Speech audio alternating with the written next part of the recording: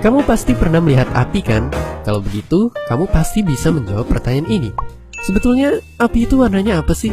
Mungkin ada yang pengen menjawab kuning, oranye, biru, atau bahkan hitam seperti api neraka. Terus, bagaimana dengan kembang api warna-warni tiap tahun baru? Jadi, seperti teman-teman kita ini, apa kamu juga mulai penasaran soal warna api? Air, tanah, api, udara, kita pasti sudah sangat akrab dengan keempat elemen tersebut. Selama berabad-abad, peradaban manusia di berbagai penjuru dunia mengenal keempat elemen tadi sebagai dalam tanda kutip materi penyusun alam semesta. Faktanya, sains modern membuktikan bahwa api beda dari yang lain. Bukan karena api suka menyerang elemen yang lain, tapi karena api ternyata bukan materi, melainkan efek yang tercipta dari reaksi materi-materi. Secara ilmiah, reaksi ini kita kenal sebagai pembakaran. Buat kamu yang cinta kimia, inilah persamaan yang kamu tunggu-tunggu. Singkatnya, pembakaran akan terjadi saat bahan bakar dipertemukan dengan oksigen, lalu dipanaskan sampai ke titik nyalanya supaya bereaksi. Dari reaksi ini terbentuk uap air dan karbon dioksida. Selain itu, terlepas pula energi yang besar dalam bentuk radiasi panas dan gelombang cahaya. Inilah yang biasa kita sebut sebagai api. Nah, sekarang kita sudah tahu soal prinsip reaksi pembakaran. Tapi kenapa kita harus susah-susah belajar beginian cuma buat tahu rahasia di balik warna-warna api?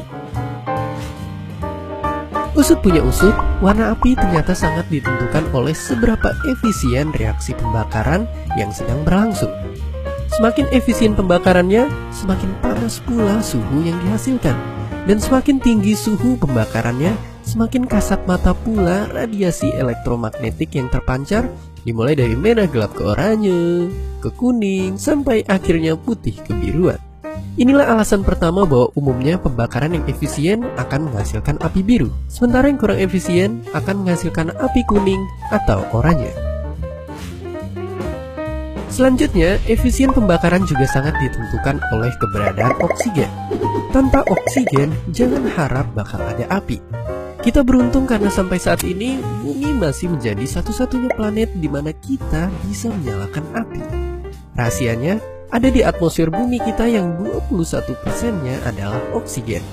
Itu kenapa pembakaran juga cenderung lebih efisien jika kita pakai bahan bakar berbentuk gas. Soalnya bahan bakar gas lebih mudah bercampur dengan oksigen di udara saat dipanaskan. Itu sebabnya bakso yang kita masak pasti lebih cepat matang kalau pakai kompor gas daripada kompor minyak tanah. Dibanding gas, pembakaran minyak tanah kurang efisien, sehingga menghasilkan juga zat pengotor berupa jelaga.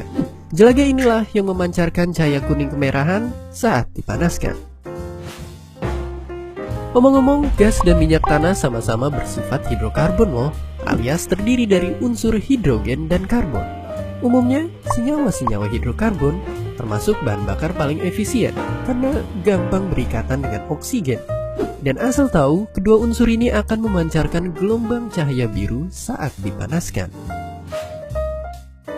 Pada prinsipnya, unsur yang berbeda memang bisa memancarkan cahaya yang berbeda juga. Karena di level atomis, elektron-elektron bakal langsung heboh saat dipanaskan.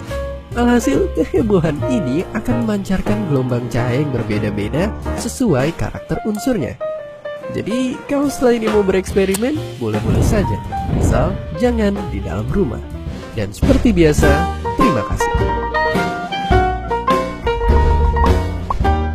Hi, thanks for stopping by our video. Don't forget to comment, like, and subscribe.